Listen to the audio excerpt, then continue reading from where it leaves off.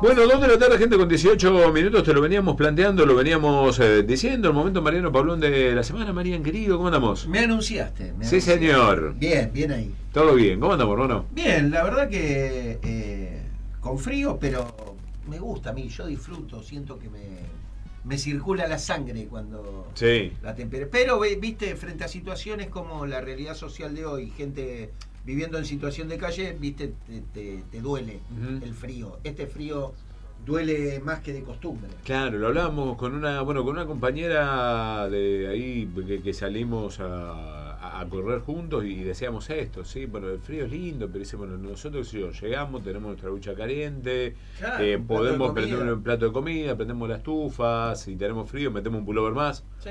vamos zafando, pero el que está en la calle o el que tiene que buscar y hacer la peripecia para poder llegar o no tiene la guita para poder pagar una estufa o comprar una garrafa que es tan cara, 20 lucas hoy una garrafa, o no tiene gas y tiene que poner la luz y la tarifa le va a llegar el mes que viene, se le va a ir al demonio. Bueno, es muy crudo, es muy cruel esto. Sí, o no accede a los 4 platos de comida. Es cruel y también yo creo que nos sitúa en un lugar de tener que aceptar que estamos en un lugar de privilegio en esta sociedad, o sea, Sí. que más allá de que la situación económica de a poco va llegando a los sectores medios y va condicionando el gasto mensual que tiene cualquier Totalmente. familia, hay gente que la está pasando muy mal, entonces también nos obliga a rediseñar un poco las estrategias que tenemos, las estrategias no de supervivencia, las estrategias de vivir. Claro. ¿Por qué lo digo? Porque muchas veces no visualizamos, no logramos ver, primero esto, que somos privilegiados, y segundo, que la vida no se trata solamente de ir a laburar y ir los fines de semana a gastar la plata que gané con mi laburo. Claro. Porque si fuera algo tan banal, algo tan básico, cualquiera de nosotros podría tener ganas de morirse hoy. Totalmente. La vida empieza a perder sentido. Si hay algo que hizo el neoliberalismo fue quitarle sentido a nuestra vida y meterle otro sentido, este sentido del consumismo, Claro. que siempre hablamos, este sentido de que tenemos que ser buenos trabajadores porque el mercado laboral es competitivo. Claro. Que muchas veces ser buenos trabajadores para algunas empresas que seas un alcahuete, básicamente. Totalmente. Que seas un lamebotas del jefe, que estés todo el tiempo dispuesto a hacer todo lo que te pidan sin reclamar por ello lo que corresponde. Entonces, cuando lograron culturalmente instalar esta forma de pensamiento que es la meritocracia, esta forma de vivir pendientes del consumo, y que si no nos alcanza para consumir, nos sentimos frustrados, no sos feliz. sentimos que fracasamos en esta sociedad, nos alejamos del éxito. Claro. Y en su contrario, que si te va bien económicamente ya estás, sos un Totalmente. triunfador, no necesitas hacer otras cosas, entonces te podés volver la peor mierda del mundo y no importa porque tenés guita. Obviamente. Entonces habilitamos a una serie de pensamientos y una serie de relaciones humanas que no están buenas. No. Entonces, cuando suceden estas crisis, también podemos pensar otras estrategias. Estrategias que provienen justamente de la falta de consumo y de la ausencia de esta posibilidad de gratificarse uno mismo a través del consumo, y está obligado a construir otros vínculos, a construir otros espacios, a construir otros rituales. Sí. Entonces, pensamos, lo hablamos siempre acá, pensamos en estos rituales de juntarse con amigos, en estos rituales de juntarse, de, qué sé yo, salir a caminar con tu pareja. Sí. No tenés guita para ir a tomar un café, bueno, salí a caminar. De tarbito bajo el brazo, matienzo y vamos por ahí. Exacto. Pero también se nos dio una parte, cuando yo te escuchaba hablar con esto del consumo y demás, de 2 frases que ha dado este modelo neoliberal. La primera es: a este país se lo saca adelante trabajando. Bueno, a este país se lo saca adelante trabajando, pero pagando un sueldo digno, Claro. en tiempo y forma para la persona que labura. Cumpliendo con los derechos sociales Totalmente. que tiene nuestra Constitución. Y que ese consagrada. sueldo a esa persona que laburó para sacar adelante el país le rinda para poder vivir No, dignamente. Ese discurso es cuando estamos en crisis. Claro. Después, cuando estamos bien, el discurso es, me parece muy bien que sigan trabajando, todo, pero no compartimos las ganancias, Claro. no gratificamos al tipo que te sacó la empresa adelante. Entonces hay mucha Y mezquindad. la otra es la forma más práctica que vos tenés ejerciendo una violencia que no es visible a la que uno puede ver de metiéndole palos a alguien que se está manifestando. Claro. Es de domesticar a través de que la gente tenga que trabajar más porque gana poco y no le alcanza. Totalmente. Ahora, también está esa frustración de querer que nuestros hijos tengan todo. Claro. Todo lo que yo no tuve. Bueno, primero que las cosas que hoy puede comprar una persona son un montón, son infinitas. Sí. Nunca vas a tener la guita para que él tenga todo lo que vos no tuviste, partimos de esa base. No. A ver, Segundo, no va a poder seguir nunca una carrera tecnológica o una carrera de la moda. Segundo, nosotros con 50 pirulos a veces incluso terminamos rescatando alguna que otra paliza que nos comimos, cosa que hoy es aberrante en la educación, Obvio. decir cómo vas a pegarle. Bueno, en algún momento nos alineó el chasis algún chancletazo. Sí. Y hoy por hoy no sentimos rencor hacia nuestros viejos porque nos hayan sacudido un chancletazo en algún momento. Y esto tiene que ver con los límites. Claro, pero a ver, voy a esto. Sin llegar al chancletazo o sin llegar a la figura hoy por hoy no humorística que planteaba el Diego, decir, bueno, yo el gol a lo inglés lo empecé a hacer cuando rompí la zapatilla en casa y estaba mi viejo esperándome y tenía que tirarle los amagos para que el viejo no me dé con la rama en el lomo. Pero para darle el tono humorístico. Pero hoy también ha pasado que hay una generación de padre o madre que le teme a decirle el no al hijo o a poner un límite en lo discursivo y en lo verbal. ¿Qué juega ahí? Sin llegar al ¿Qué chancletazo. juega ahí? El sentimiento se instalan de la culpa. El sentimiento de culpa, juega la creencia de que Si le digo que no, soy... va a creer que yo no lo quiero. Claro. Si le digo que no, va a creer que yo no lo quiero. No, sí, le decís que no porque lo querés. Uh-huh. Porque los límites que le ponemos nosotros es el principio de la sociabilización, que si no, después esos límites se los pone la sociedad de una manera mucho más jodida y mucho más violenta. Sí. Entonces, límites, sí. Uh-huh. ¿De qué manera? Y no van a usar hoy el chancletazo, pero hoy eso no lo haces. O lo haces si haces tal otra cosa. Claro. Como premio. Está bien. Hoy, mirá, hoy la Play o la compu, bueno, un par de días por esto que hiciste, no. Claro. Es tan sencillo como eso. Ahora, los pibes también fueron adiestrados por las pantallas en el arte de la manipulación. Claro. Muchas veces, si nos ponemos a analizar seriamente y si te pones a analizar los canales infantiles, las publicidades de los canales infantiles y las cosas que venden, están apuntados a adoctrinar a los pibes en la manipulación de los adultos. Uh-huh. Porque los adultos tienen la billetera mucho más fácil para comprar un regalo para su hijo que para gastar en sí mismo. Obvio. Cuando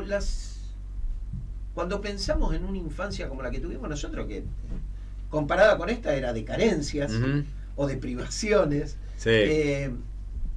pensamos también todas las estrategias que tuvieron nuestros viejos o nuestros amigos del barrio para enseñarnos a jugar. Uh-huh. A jugar sin juguetes, a jugar sin cosas que se compren, a jugar sin bicicleta. Sí. Y le encontrábamos la vuelta y sabíamos trepar a los árboles, cosa que hoy no sé si algunos pibes saben. Sí. En los barrios sí, por supuesto, porque siguen no teniendo celular hasta los 15 años. Totalmente. Pero digo en los barrios pobres. Ya los barrios trabajadores muchas veces y ya mismo el mismo sistema te va llevando a que el la necesidad pibe que si no el pibe 12, 13 no sociabiliza. Va quedando afuera de Pero un montón de actividades. incluso la pantalla, pues mirá un meme que había por Instagram y demás, que hablaba de la generación de los 40 y pico, que somos los X, pero X no tenemos nada. Que iba mostrando que somos los primeros que hemos arrancado con lo que eran las primeras consolas de videojuegos y demás. Y computadoras y demás. nosotros arrancamos con la consola de juegos y era, nos juntábamos en la casa del que tenía a jugar ese juego, y así tuviéramos la consola y no teníamos ese juego, nos juntábamos y había viceversa. Hoy la misma consola. Nos juntábamos a ver en la video, en la VHS, la peli. La peli que sacábamos en el videoclub. En el videoclub. Hoy la misma consola de videojuegos hace que, y yo juego de mi casa, vos jugás de la tuya, jugamos en red y demás, y se perdió ese sentido, que incluso le encontramos otra vuelta a lo que era esa misma pantalla. Sí, sí, yo creo que igual hay algo de sociabilidad detrás de todo eso. Lo que no sé es hasta dónde esas cosas pueden tener consecuencias cognitivas severas para el día de mañana. Y lo digo también porque el otro día una amiga me mandó una nota donde hablaba de una prueba que le hicieron a una cantidad de gente respecto de la inteligencia artificial. Tenían que hacer un trabajo, algunos asistidos por la inteligencia artificial, otros no. Sí. Y los que fueron asistidos por inteligencia artificial desarrollaron mucho menos la capacidad cognitiva respecto de cómo elaborar ese trabajo que los otros. Claro. Incluso los trabajos fueron de mucho menor calidad pese a tener asistencia. ¿Y qué decía? Como conclusión decía que la inteligencia artificial reemplaza en muchos casos las capacidades cognitivas y hace que eso se atrofie. Totalmente. Esas capacidades, porque incluso después de haber laburado con inteligencia artificial hicieron una prueba más, todos sin inteligencia artificial, y los que habían trabajado la primera vez sin inteligencia artificial tuvieron mucho mayor rendimiento que los que habían trabajado con esa asistencia. ¿Qué quiere decir esto? Quiere decir que tenemos que hacer un uso medido de la inteligencia artificial, como también tenemos que hacer un uso medido de googlear. Totalmente. Ante cualquier cosa que no nos acordamos de googlear en el celular. ¿Para qué lo googleo? ¿Para qué le digo a Google que me lo busque? Recordalo, no lo googlees. Claro. Tomate el laburo de recordarlo. Porque se van atrofiando capacidades cognitivas. Obviamente. Y tenemos que tener ojo, tenemos que cuidar el cerebro, la cabeza es importante. Algo en papel. No es lo más importante, porque lo más importante es el corazón. Totalmente, pero en papel y en virome, ¿hace cuánto que no escribís? Yo soy de escribir en papel y virome, pero la gente que conozco, no creo que nadie alrededor mío haya escrito en los últimos 2 meses algo en papel y virome. A lo sumo tener que firmar la receta en la farmacia. Exacto. Porque ya ni siquiera firmar cuando compramos la tarjeta de débito. A ver, siempre arriba del auto tenía una virome y un papel, yo mismo. Claro. Hoy no lo tengo porque si quiero sacar el teléfono de una inmobiliaria o el teléfono de una roticería, voy y le saco una foto con el celu. Totalmente. Y le saco una foto, ni siquiera es que escribo en el celular. Bueno, a mí me pasa con lo de los vinos. ¿Me dejás para que le saque una foto a la botella, así me acuerdo para después comprarlo? Sí, claro. Sí, porque además hay otra cosa que tiene que ver con la memoria audiovisual que tenemos hoy. Esa memoria visual conecta mucho más con imágenes que con textos. Claro. Y me parece que hay que volver a leer. Sí. Hay que volver a leer porque provoca extrañas sensaciones. Totalmente. En estos tiempos, agarrar un libro te provoca sensaciones extrañas. Sin duda. Y seguramente vuelvas a conectarte con algo de la imaginación que tuviste de chico, y seguramente te acuerdes cómo hacer un mojarrero, cómo hacer una gomera, cómo hacer un carrito con rulemanes. Sí, a ver, yo voy planteando lo que era parte del ejemplo de la construcción de una comunidad, y perdón por empezarlo siempre por el lado del deporte, pero saben que lo tomo como algo que moviliza y que lamentablemente a veces está infravalorado a nivel social también, pero lo dejamos para charlarlo otro día. El primer concepto de una construcción colectiva, dos hechos, de una construcción colectiva, de ese esfuerzo compartido para lograr algo, lo tuve en el arranque de la secundaria. El primero con los pibes de juntar la guita para comprar aquella pelota Mitre, todavía era época del Carlos, del 1 a 1, en el 95 juntamos 1 o 2 pesos entre cada uno y la fuimos a comprar porque nos juntábamos a jugar en la placita o en el Club Estrellita de Paz ahí al frente del viaducto, y queríamos tener una bocha más o menos linda para poder jugar, de juntar la guita por ahí. Y el segundo, la escuela se estaba armando, no había cooperadora en la secundaria, nosotros, y que íbamos a la tarde en primero, y los pibes y las pibas que iban en tercero a la mañana, de comprar dos ventiladores, un ventilador y una estufa para el salón de invierno, de juntar la guita entre los dos cursos, ir a la casa de electrodoméstico, bueno, por la edad que teníamos que ir con un padre y una madre para ir a comprarla, de comprar la estufa y de comprar el ventilador para la escuela. En ese hecho comunitario de unión fue la primera vez que lo llega a la práctica de, che, loco, la construcción colectiva es la que nos salva. En 2 hechos son una pelota de algo frívolo y una estufita para que en la escuela no tengamos frío, y un ventilador para que tengamos fresquito los pibes a la mañana y nosotros lo usamos a la tarde. Y lo guardamos en preceptoría. Claro. Mira, cuando pienso en esto que estás diciendo, lo primero que me remite y lo primero en lo que pensé es por qué el deporte dejó de ser el catalizador social o no dejó de serlo y es tan infravalorado por una palabra clave que proviene del empresariado, que es la competitividad. Claro. La competencia. A nosotros de chicos nos enseñaban que lo importante era el equipo. Totalmente. No era tener al mejor jugador. Sí. Es más, muchos de los técnicos que tuve yo me decían justamente eso. Un equipo armado puede más que un jugadorazo. Sí. Y ese equipo armado tenía que ver con conocerse. Claro. Entonces te obligaba no solo a conocer a los demás del equipo dentro de la cancha, sino que también eso implicaba un conocimiento fuera de la cancha. Claro. Y vos sabías cuál de los pibes del equipo tenía los padres separados, cuál de los pibes del equipo lo traía la abuela porque no tenía padres, cuál de los pibes del equipo estaba en una situación económica complicada. Y había toda una red social de contención de que porque ese muchacho estaba en el equipo le teníamos que dar una mano. Claro. Entonces si me sobraban unos botines, iba y se los daba. No se los vendía. Claro. Iba y se los daba porque sabía que él no tenía para comprar los botines. Y porque sabía además que ese pibe con botines iba a jugar mejor en mi equipo. Claro, obviamente. Y no tenía que ver con la competencia, sino que tenía que ver con la construcción del espíritu de grupo. Y me parece que hay algunas palabras que tenemos que empezar a desterrar de nuestro vocabulario, que son palabras, o por lo menos resignificarlas, que son palabras que tienen un sentido negativo y que a lo mejor le podemos encontrar un sentido positivo. Digo, competencia, digo flexibilidad. Vos hoy, flexibilidad es precarización laboral. Sin dudas. Y flexibilidad no tiene por qué ser... tiene, a lo mejor... es la posibilidad de decir, una persona en un laburo sabe varias funciones, entonces le pagás un extra porque te puede solucionar más problemas. Claro. Y eso sería algo positivo para esa persona.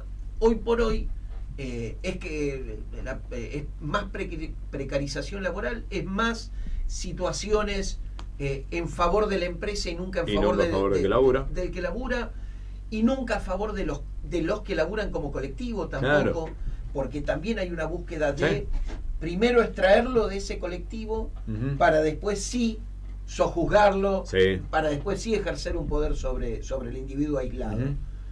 Si logramos salir de polivalencia funcional, hay términos que se usaron empresarialmente a principio del neoliberalismo que hay que resignificarlos.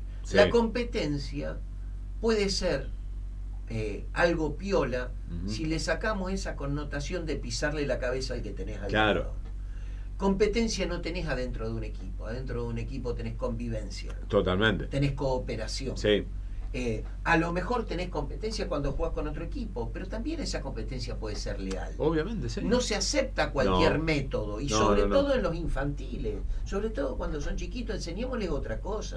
No nos pongamos del lado de afuera del alambrado diciendo, pegale. Podemos salir de esos lugares. No es tan difícil. Bueno, en muchos deportes que tenemos que empezar a elaborar nuestras propias frustraciones y no trasladárselas a los pibes. Sin duda, porque me parece que ese también es el punto, porque lo frustraste y lo vas sacando. Me quedaba cuando vos hablabas de lo de competir y demás, cómo desde esa conducción colectiva de generarle la mejora de lo que vos decías, con ese pibe yo le doy los botines y ese pibe va a jugar mejor y eso a mí me va a favorecer como equipo, como con todo ese camino desde la empatía, desde que el otro esté bien, porque como grupo nos rinde bien y nos hace crecer a todos, yo llego a lo que va haciendo la competencia, haciendo todo el otro camino. Claro, totalmente. Y sí, llegando al objetivo de, sirvió si le gané, o sirvió si fui campeón, y si no, bueno, el campeonato fue un fracaso. Y es el camino, yo creo, es el camino más largo, pero es un camino que le sirve al involucrado directamente. Claro. Le sirve a los pibes por separado porque logran construir vínculos más sanos, y le sirve al equipo porque se potencia lo mejor de ese equipo. Totalmente. Que es el cuidado mutuo. Obviamente. El otro camino siempre sirve a terceros. Claro. Y a terceros que no vemos, que no aparecen en la foto. Obviamente.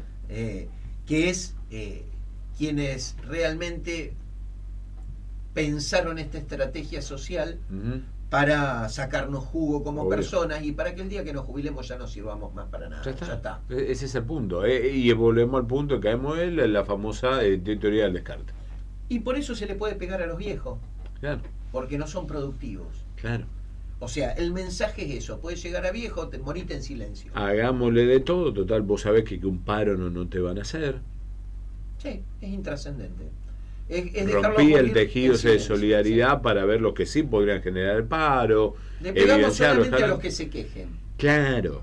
Los otros, sí, que se mueran. Pasala mal y aceptala. Claro. Es la famosa teoría, la del sapo, que vos lo pones en la olla de agua fría, empezás a calentar el agua, se va entibiando, se va acomodando, cuando hirvió no tiene más reacción, pero porque ya se fue subiendo con esa temperatura y fue generado su mecanismo de adaptación a una situación que lo lleva a perder la vida. Sí, tal cual.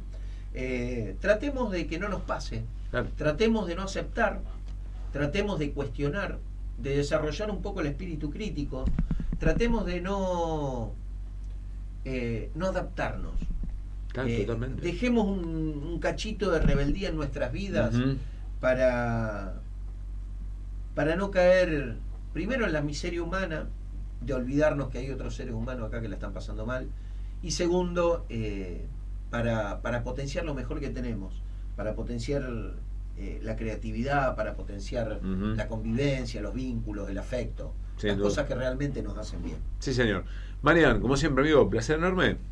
El placer siempre es mío. Dale, lo hacemos la semana que viene. Gente de música, ya venimos.